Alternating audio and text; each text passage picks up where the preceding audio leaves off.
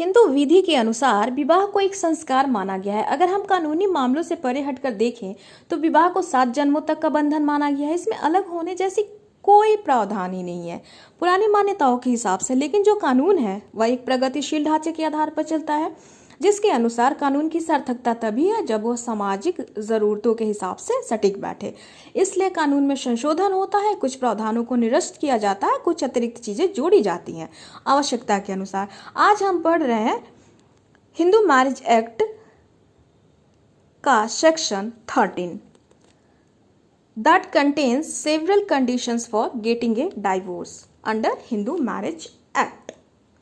इसका क्लॉज 1 ये कहता है एनी मैरिज जो कि संपन्न हुआ है वेदर बिफोर और after the commencement of this act में on a petition presented by either the husband और the wife be dissolved by a decree of divorce on the grounds that the other party. शादी संपन्न हुई है दो हिंदू लोगों के बीच में, तो हिंदू रीति रिवाज से संपन्न हुई होगी। अगर ये ग्राउंड्स उनके जीवन में आता है तो वो इस पे डाइवोर्स के लिए पिटीशन प्रेजेंट कर सकते हैं। और ध्यान रखिएगा ये ग्राउंड्स हस्बैंड और वाइफ दोनों को मिले हुए हैं। जो 13 का क्लॉज बी है उसमें कुछ स्पेशल ग्राउंड्स वाइफ को मिले हुए हैं, तो वो मैं अगले वीडियो में डिस्कस करूंगी। हम देखते हैं एडल्ट्री। एडल्ट्री का मतलब है sexual intercourse with other than his और हर स्पाउस। मैंने यहाँ पे वाइफ लिख दिया, आप इसको स्पाउस पढ़ना, ये दोनों पे अप्लाई होगा।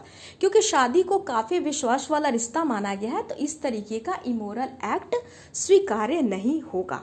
दूसरा है क्रूएल्टी। क्रूएल्टी का मतलब है कि वो उसके साथ काफी क्रूएल है, उसको किसी तरह से उसको टॉर्चर किया जा रहा है। उसके बाद आता है डिजर्शन, उसने परित्याग कर दिया है और ये period not less than 2 years होना चाहिए। रेस्टिट्यूशन ऑफ कंजुगल राइट नहीं हो पाया है विदाउट रीजनेबल कॉज, ये जो डिजर्शन है वो है। उसके बाद आता है कन्वर्जन, सिज टू बी ए हिंदू, अब वो कन्वर्ट हो गई किसी अदर रिलीजन में, तो फिर ये ग्राउंड है डाइवोर्स का।